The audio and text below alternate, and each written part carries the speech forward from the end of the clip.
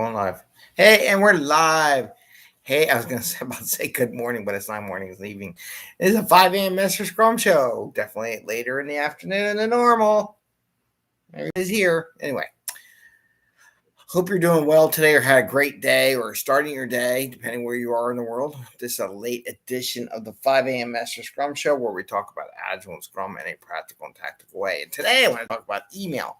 I got an envelope because I didn't know how to visually show what an email would look like on video. So I grabbed a little envelope. We forgot about these. So basically what I'm getting at is that we always do all this work content testing and what it looks like and everything for our websites and the software. And then we forgot about the old-fashioned email system. And I got a doozy of one over the weekend. So I want to talk about that, where the product owner basically failed miserably.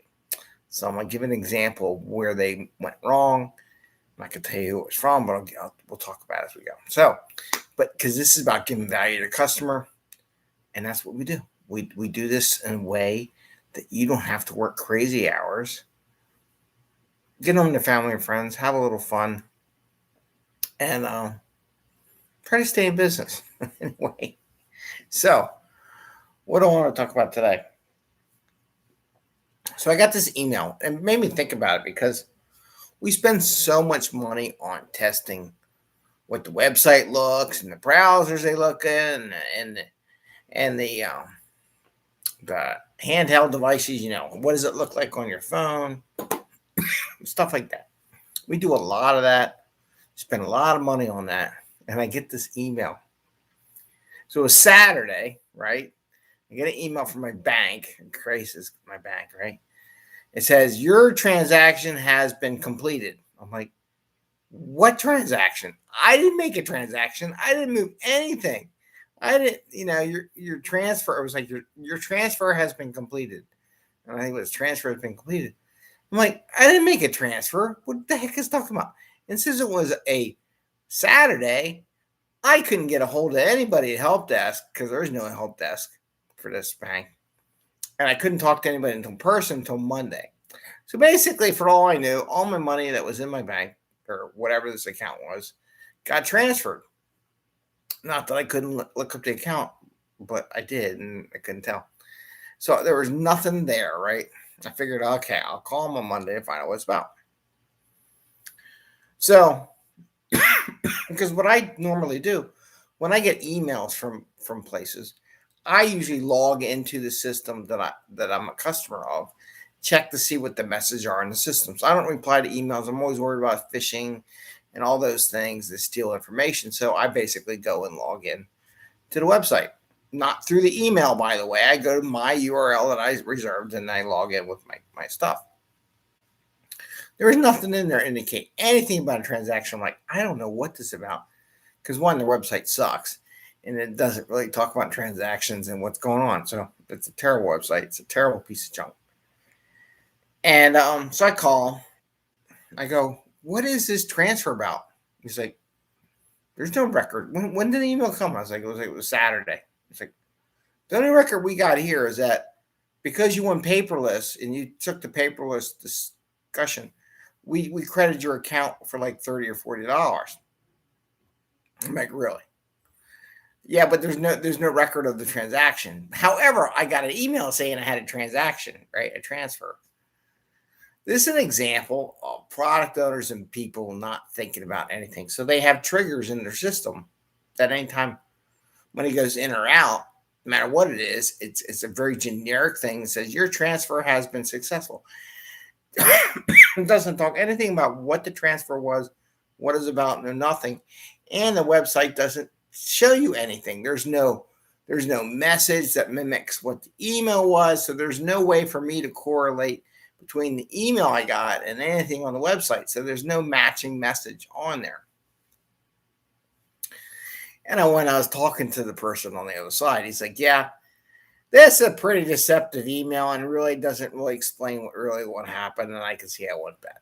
I'm like, yeah, it's kind of pretty crappy. So that's an example where a team is so busy to deliver something that they don't look at everything that goes into it. That's what you get when teams try to put too much through on a backlog. Too much in their sprint. They don't do all the nuances. Like, if you're a product owner, you say, okay, hey, we know when we do a transaction, like this is a special deal. When you do this, it's going to get money. What does it look like to the customer, right? What does it look like on the other side? No one checks that, right? No one. They probably check how the balances go and all this stuff goes, but no one checks and how it just makes the customer feel unsafe because they don't know what the hell you're doing. And it's just common sense. Like, you can do all the automation tests you want. And I don't know what country they built it in, whether it was in state. I don't even know if anybody ever read it, but it was just an automated thing that just made no sense. But there was no matching record for me to verify what the heck the transaction was and what it was for. So I just want to share that with you, where when teams do too much in their backlogs, right, they got to think about all the legacy shit in their systems and what that's going to do. That transaction triggers an email with a generic email message that has nothing and sounds anything like to do that you purposely, hey, the transaction you want done got successful. I didn't do a transaction. It was them. So I just wanted to share that with you as a story of a bad product owner review process in whatever system they did. They didn't look at all the legacy impacts and what that triggers. I'm kind of surprised that they don't see that they trigger some kind of email when they're doing their testing. Maybe that should be a test. Any transaction, does it trigger anything in the system, anywhere else in the system, to go do something once you do this transaction? Oh, maybe we should look at that email it just auto-generated. But that's something to think about. I just wanted to share that with you as a story from a business value perspective.